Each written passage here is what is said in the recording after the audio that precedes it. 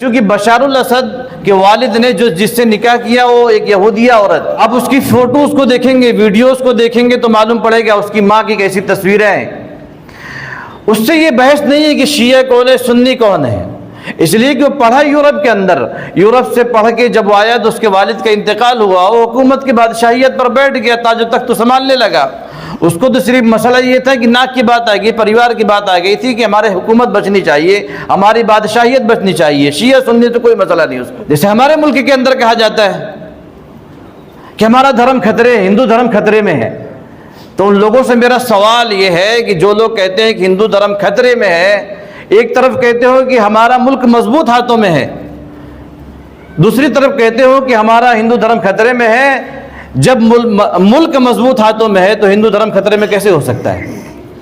یا تو پھر ملک مضبوط ہاتھوں میں نہیں ہے اس لیے دھرم خطرے میں ہے۔ تو یہاں یہ چیزیں عوام کو پڑھائی جاتی ہے۔ تو جو لوگ اس وقت میں، خاص کر کے میں ہندوستان کے مسلمانوں سے یہ اپیل کرنا چاہوں گا اور بتانا چاہوں گا کہ جو لوگ مایوسی کا شکار ہو رہے ہیں، ان کو کوئی ہٹا نہیں سکتا، یہ دوبارہ پھر آ جائیں گے اور دے کے کیا مطلب ہے؟ اللہ تعالیٰ جب چاہتا ہے بدل دیتا ہے۔ شام کو وہ ملک کا صدر ہے، صبح وہ ملک بدر ہے، یہ اللہ کا نظام ہے۔ اور ایسا کئیوں مرتبہ کئیوں ملکوں کے ساتھ میں، کئیوں بادشاہوں کے ساتھ میں ہو چکا ہے، اور ہم تو پہلے تاریخ کی کتابوں میں پڑھتے تھے یہ واقعات اپنے بزرگوں سے سنتے تھے، اب تو اپنی آنکھوں سے ہم دیکھ رہے ہیں۔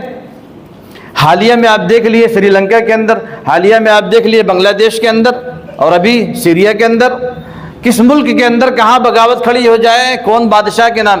اصل میں ہوتا یہ ہے کہ جو بادشاہ، اور اللہ کا نظام ہے کہ جو بادشاہ جب ظلم زیادتی کا معاملہ عام کرتا ہے عوام کے ساتھ میں، پھر اللہ کی طرف سے فیصلے اترتے ہیں۔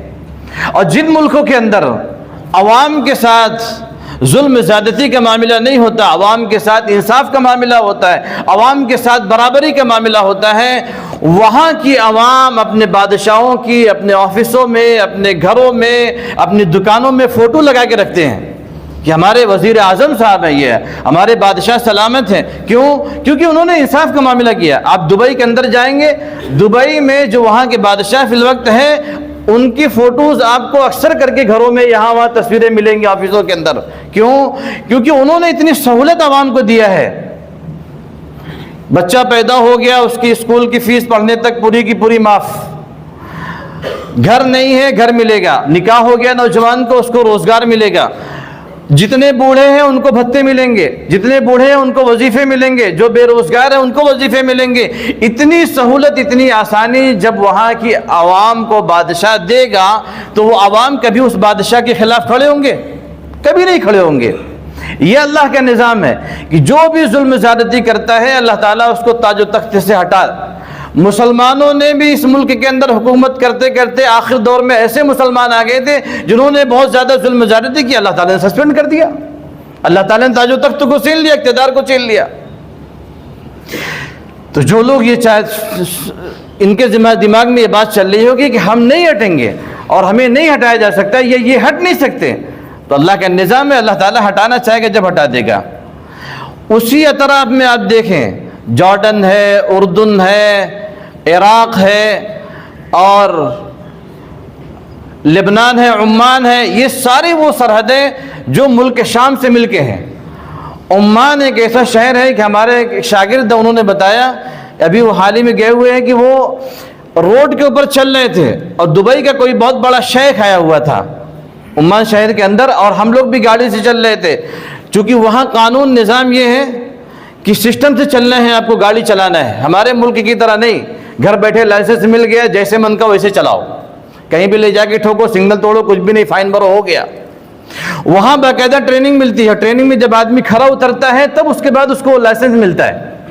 تو انہوں نے بتایا کہ ہم لوگ کی گاڑی چل رہی تھی، دبئی کے شیخ کی گاڑی کچھ آگے پیچھے ہوئی، اور وہ جو باڈی گارڈ جو دو تین گاڑیاں چل رہی تھی، ان لوگوں نے ٹریک کو فالو کیا اور بیچ میں ہماری گاڑی آ گئی، اور ایسا لگ رہا تھا دبئی کے شیخ ہم ہی ہیں۔ انہوں نے آگے پیچھے نہیں کیا گاڑی کو، کیونکہ وہاں کا قانون ایسا ہے۔ اس ملک کا بادشاہ بیمار ہوا، اس کے علاج کے لیے یورپ میں لے جایا گیا اس کو۔ عمان کا بادشاہ بھی حال ہی میں انتقال ہوا۔ وہاں یورپ میں علاج چل رہا ہے، لیکن عوام کو جو سہولت ملنی ہے، جو ان کے لیے بادشاہ نے نظام و قانون بنایا ہے، وہ پورا فائدہ وہ لوگ اٹھا رہے ہیں، کوئی بغاوت نہیں کیا۔ اور کرنسی کے اعتبار سے وہ ملک 5ویں نمبر پہ آتا ہے۔ انڈین 1 روپیہ، وہاں کا وہاں کا 1 روپیہ انڈین کو 200 روپیہ ہوتا ہے، اتنی مضبوط کرنسی ہے وہاں پہ۔ تو کہنے کا مطلب یہ کہ جو اگل بگل میں جو علاقے ہیں، عمان ہو یا قطر ہو اور دیگر جو علاقے ہیں مسلم ممالک ہیں، وہاں بغاوت کیوں نہیں ہو رہی ہے؟ یہاں بغاوت کیوں ہوئی؟ کیونکہ یہاں 50 سالہ جو اقتدار پہ بیٹھے ہوئے تھے، ان لوگوں نے ظلم و بربریت کو عام کر دیا تھا۔ اور ایسا ظلم، ایسی بربریت میرے دوستو یا تو ہٹلر نے کیا تھا یا اس کمبخت نے کیا ہے۔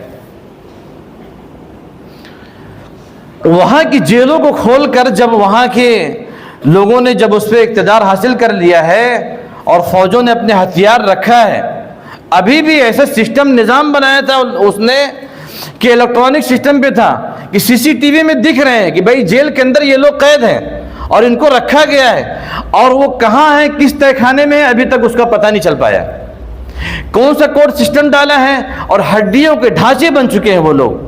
اور زیادہ تر وہ لوگ ہیں جو حکومت کے خلاف یا حکومت کے اس نظریات کے خلاف تھے جو ظلم و بربریت کا معاملہ تھا، انصاف کے لیے جو لوگ آواز اٹھاتے تھے انہی کو لے جائے کے اس میں ڈالا گیا تھا۔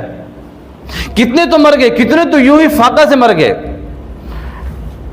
اس جیل کو میرے دوستوں انسان اگر تصور کر لے تو بیماری کے عالم میں آ جائے، روحانی، جسمانی، ذہنی طور پہ ہر طرف سے بیمار ہو جائے انسان۔